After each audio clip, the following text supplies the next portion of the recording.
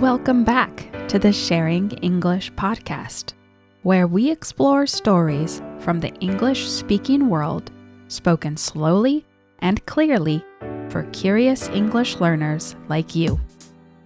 Let's get started. Hey everyone, it's your host Freya. Here's a surprising question for you. What if I told you that New York City, one of the most famous cities in the world, was once a small Dutch colony called New Amsterdam? When people think of New York, they usually think of the United States or maybe even British history. But the story actually begins much earlier.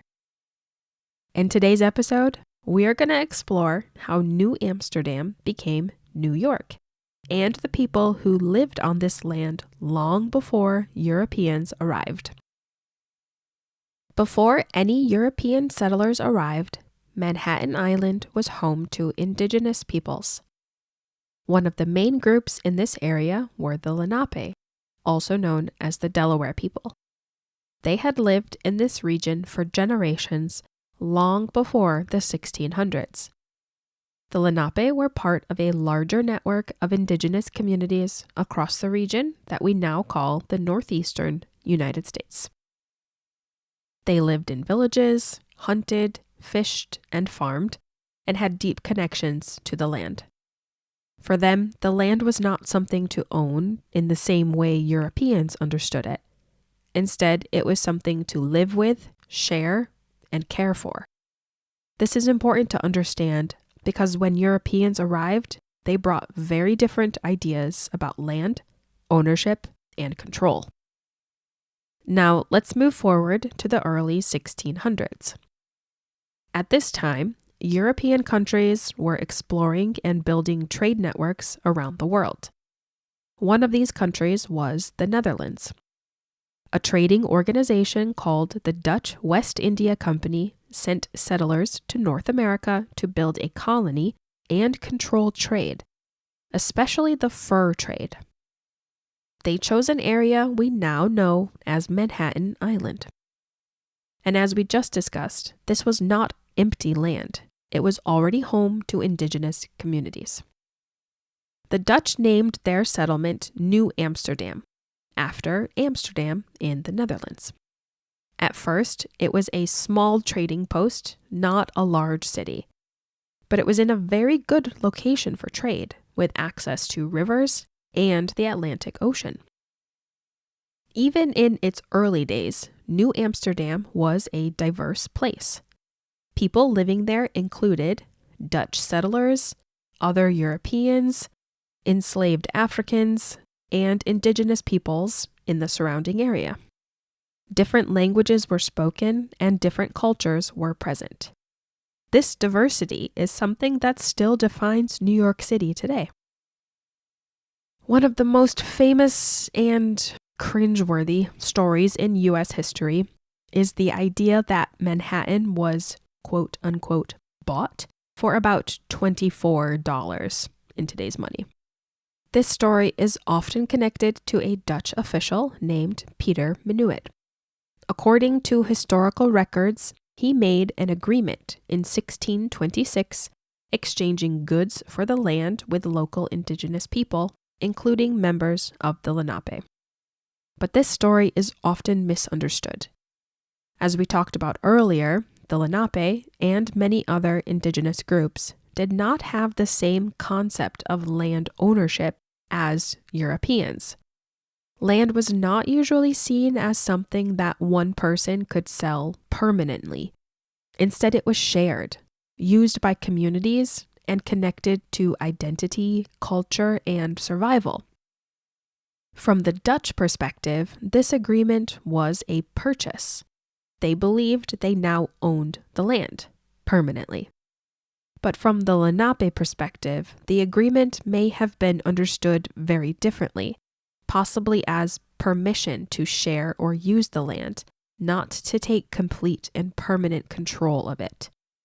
So while the $24 purchase is a famous and often repeated story, it simplifies a much more complex interaction between two cultures with very different ideas about land, ownership, and agreement. After it was established, New Amsterdam grew as a trading center. It was busy, multilingual, and connected to global trade networks. Ships arrived with goods, people, and new ideas.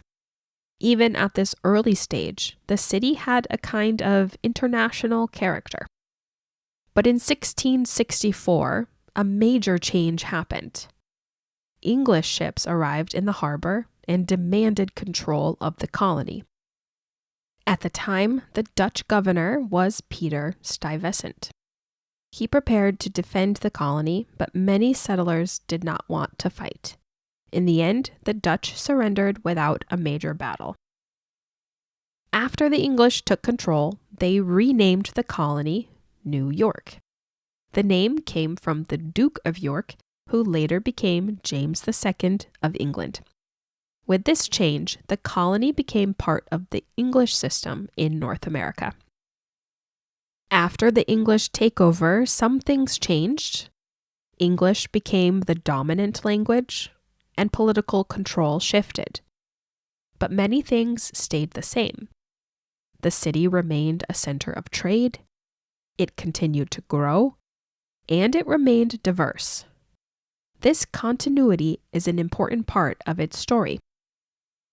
Even today, you can still see Dutch influence in New York City.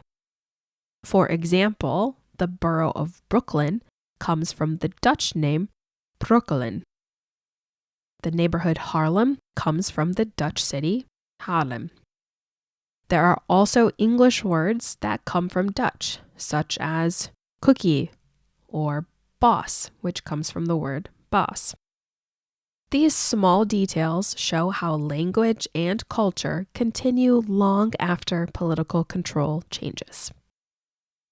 The story of New Amsterdam becoming New York helps us understand something important. The United States of America has always been shaped by many cultures, languages, and histories. New York City is often seen as one of the most global cities in the world and perhaps one of the most American cities. And that didn't happen by accident. It began as a place of trade, diversity, and cultural exchange. So next time you hear the name New York, you might also remember New Amsterdam and the Lenape people, along with the many different people and perspectives that shaped its history. Now I'm curious, were you surprised to learn that New York City was once a Dutch colony? And what part of this story stood out to you the most? Let me know. Thanks for listening to the Sharing English podcast. If you enjoyed this episode, I'd love it if you'd subscribe, leave a rating or review, and share the podcast with a friend who's also learning English. You can find out more about me and the podcast at our website, www.sharing-english.com. New episodes of the Sharing English podcast are available weekly wherever you listen to podcasts. As always, let me know, what topics are you interested in hearing more about? Until next time, keep listening, keep learning, and keep sharing English.